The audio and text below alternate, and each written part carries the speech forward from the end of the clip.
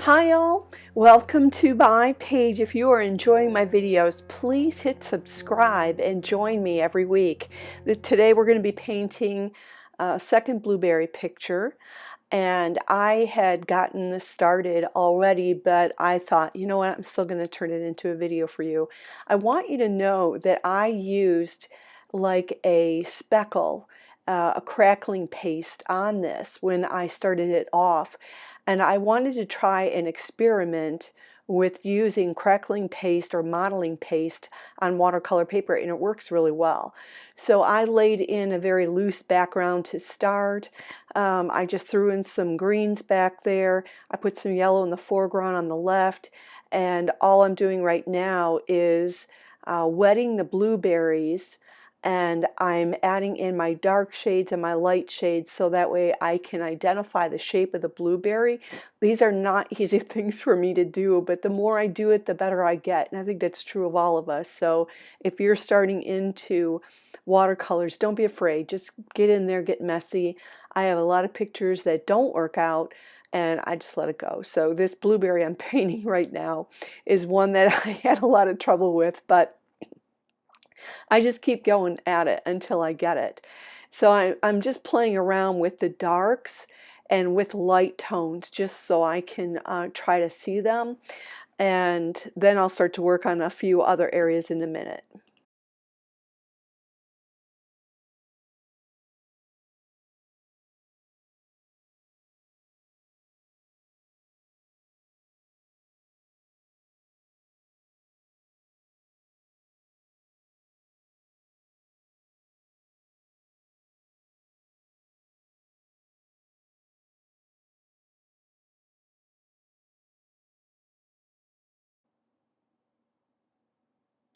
So as I've laid down enough of the color and the shape of the blueberries, I'm starting to add in a little bit of dark details, and I just do that so I can remember where my focus is, what shape this is, where's the light coming from, and I'm just laying in those details really quick.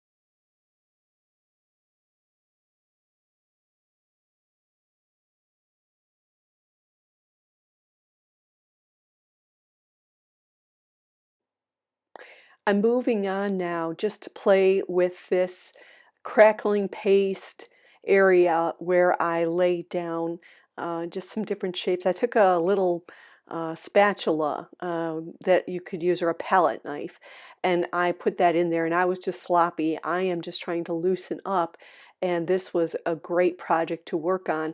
So I've used a little bit of sap green and some permanent yellow green, or yellow green, in there to lay down on that leaf in the forefront, and you can see I just threw down some lines on that leaf so I knew what I needed to respect as far as keeping the light, adding detail. And then I moved around the picture. I add a little bit of that red, and I use like an orangey type of red. So I use Holbein paints.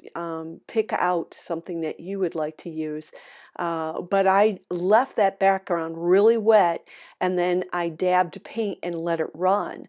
So after I did that, and then I moved on to touch these little tiny light yellow leaves that are on the midsection to the right. I like to put the light in there, let things dry, so that way I can remember where I have certain things positioned.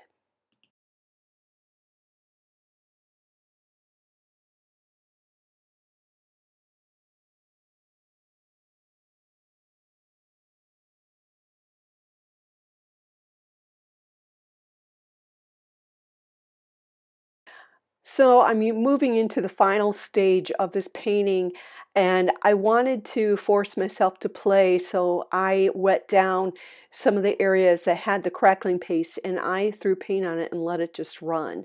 And then I moved around and darkened up those blueberries, and I'm letting it dry, and then I'm coming back in with dark. You're not going to be able to see the light in a painting unless you have got dark in it. So this is very difficult for me, what I was doing here. I just want to encourage you to be brave. I feel like I've got miles to go in learning how to be really artistic. It may sound funny, but it's true. I mean, we all paint every day just so we can try to get better or just to learn new techniques. And I like to learn new techniques a lot. So I'm using a lot of neutral in this area right now, plus some sap green. And I'm dabbing it up with paper towel to lighten it up a little bit. I'm just trying to see what I like. So I may not have been satisfied with that background, so I threw salt on it. And then I'm continuing to darken back the background, which I really like because then those blueberries are going to pop. And I am going to let this dry and get those salt effects done and just see how it comes out.